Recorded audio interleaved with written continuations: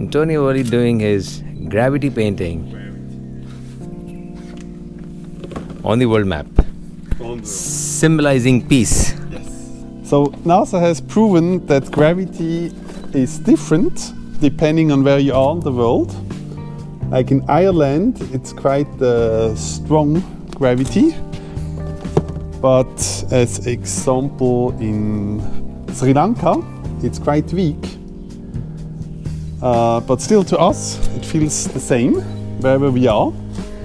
And so I use gravity to symbolize peace, to symbolize that we are all the same.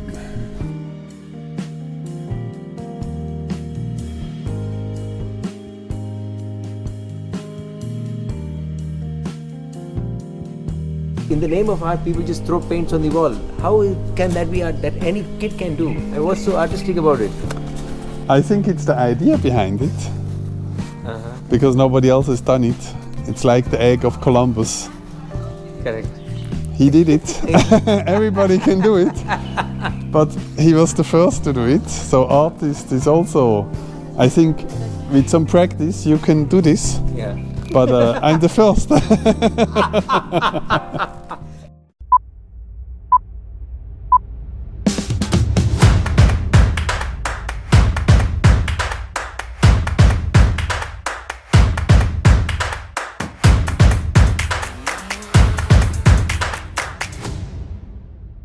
We are with Antonio Wherli. Antonio Wherli is a modest, humble Swiss artist living in China. Uses thick paints, gravity, centrifuge, and time as co-worker. Mr. Antonio Wherli also supports causes of leprosy. I mean, he supports leprosy patients, work with leprosy patients, and an irrigation project. Mr. Antonio uses happy shades by his own admission. So you're an engineer, you worked as a photographer, you worked as an auctioneer, and then painting. Artist.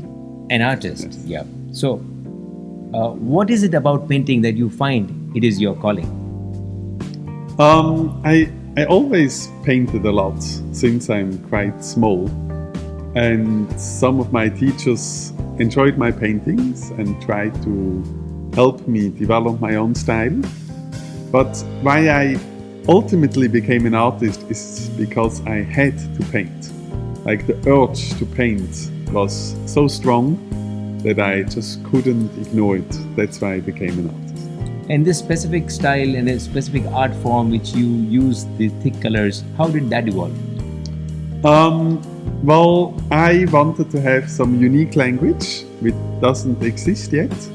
So I started this style, which I call structurism, which is very thick, and the structures are cut by each other to give way to other structures. So basically it's all abstract elements, but because of the precise line, you see something visual, like a lady on a bike, or ladies in the water, or castle, whatever. But by your own admission, you said that your work can't be duplicated. In the sense, you ask a singer to re-perform, the singer will do that. You ask a magician to do an encore, the magician will do that. So that means they have a structure, they have a style, they have a method to their art. In your case, since you say that it can't be duplicated, it could be accidental. Well, it can be duplicated, just not identical. Because especially in the gravity artworks, the way it flows, it depends on gravity and on the thickness of the color, on the humidity, on the temperature. So there are a lot of elements that influence the flow, and also myself, I will stop it. But even when I put the colors onto the canvas, of course, it's impossible to do it 2 times identical. Antonio Wherli is a Swiss artist living in China. Is already a citizen of China, already very difficult to manage. How did you manage this? Well, I'm honorary citizen of a city in China, which is called Pidu Wuzhen. And I had some exhibitions there, and also during the opening ceremony, I believe I had a speech unprepared in Chinese, which the mayor of the township liked. Oh. So we kind of connected, and then after, I think quite quickly, after maybe half a year or so, 10 artists got honorary citizenship. I was the only foreign artist. The others, they are Chinese. But so it was a ceremony, and we are the only 10 honorary citizens of this township. But tell me, Antonio, art flourishes in a liberal environment, in a freer space. Doesn't China restrict your artistic freedom? There is, of course, certain rules that you have to follow, which exist in every country. Every country has certain rules or certain censorship. In those boundaries, I can do whatever I want. Antonio, freedom of expression for one is blasphemy for other. Now, when you painted a goddess with a revolver in one hand and cigarette or wine glass in the other, what exactly did you want to convey? Typically, it feels some of the artists do this only to create sensation.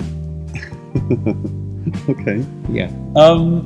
For me, it wasn't about the sensation. I mean, the ladies, they are sexy, definitely. Yeah. So I wanted to create something appealing. Especially it appeals to me, and I hope to others as well. I didn't portray the Buddha with smoke or wine to offend. I wanted to show that even we have some bad habits, like drinking too much or smoking a lot, eating too much, etc. We have the spark of becoming a Buddha in us. So even we have our, in Catholicism you would call it sins, we still can attain a higher status of consciousness. Now, what is your word to the young? If you have to tell them 3 things in the manual called life, what would they be?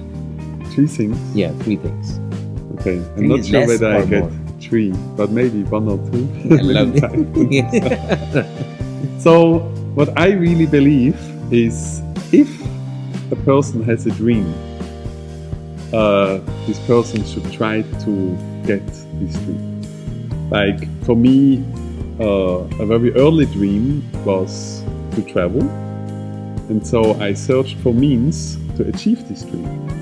And often I felt in my heart where I have to go. Like with, I think 17, I felt I should go to Norway. So I even skipped school to go to Norway, because I really had this urge to go there. Or I traveled 1 year in Russia. This was also because I really had the feeling, the urge, I need to go there. So I think it's certainly not something that the parents like to hear. And sometimes, maybe as a young person, you should try to find a balance between your wish and the timeline of your wish. Although, ideally, I think it's really just follow your heart. The sentiment of our journey is celebrate life. In one way or the other, we believe that you are celebrating life.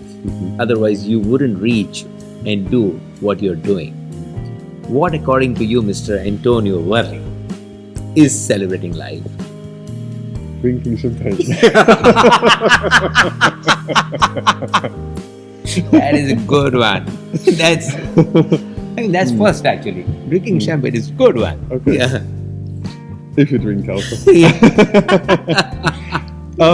Okay, but that was just a simple one. Of course, we can elaborate on this. Please. I think celebrate life is, again, live your passion, live your dream, love, live fully. So whatever you enjoy, that's celebrating life. Thank you so much for your time, Antonio.